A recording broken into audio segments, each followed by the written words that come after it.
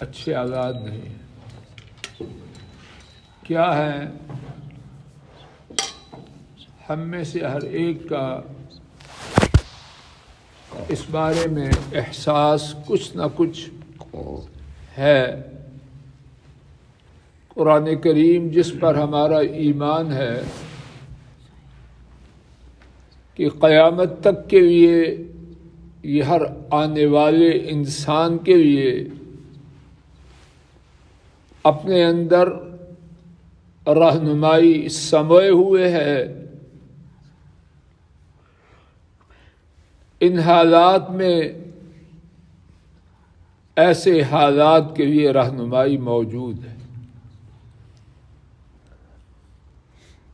امام بخاری رحمہ اللہ قرآن کریم سے بہت تعلق والے اور قرآن کریم کو بہت سمجھنے والے، ان کی سیرت میں ایک بات یہ ہے کہ جب وہ دیکھتے کہ ان کے خلاف سازشیں، تدبیریں، برے پروگرام ہو رہے ہیں،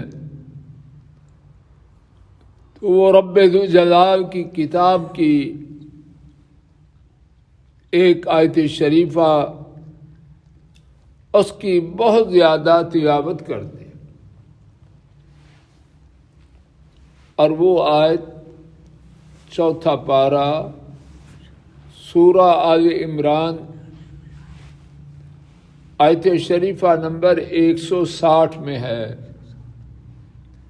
میں آپ بھی سن لیں، اور اللہ مجھے آپ کو ہدایت دے، گھروں میں جا کے اپنے بیوی بچوں کے ساتھ اس کو پڑھیں، سنیں، سنائیں، اور اپنے لیے اطمینان، سکون اللہ کے فضل و کرم سے حاصل کریں، اور موجودہ حالات میں بہترین رہنمائی پائیں۔ آیت کریمہ یہ تھی ان ینصرکم اللہ فلا غالب لکم وَإِن يَخْذُلْكُمْ فَمَنْ ذَا الَّذِي يَنْصُرُكُمْ مِنْ بَعْدِهِ وَعَلَى اللَّهِ فَلْيَتَوَكَّلِ الْمُؤْمِنُونَ۔ اگر اللہ تعالیٰ تمہاری مدد کرے تو تم پر کوئی غالب نہیں۔ کیا میرا کہنے والے کا اور آپ سننے والوں کا اس پر یقین ہے؟ اللہ کرے کہ یقین آ جائے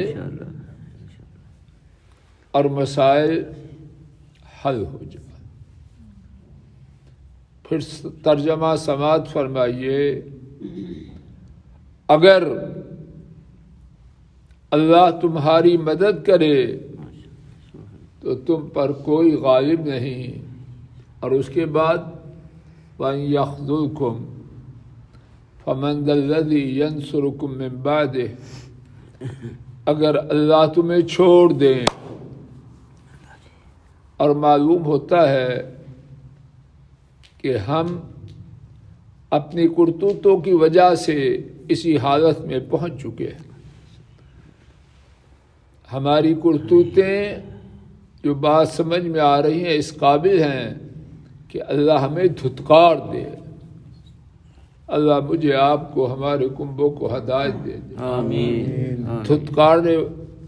دھتکارے جانے والے برے اعمال کی بجائے اللہ کی نظر کرم والے اعمال ہم میں اور ہمارے کنبوں میں، ہماری امت میں آ جائے۔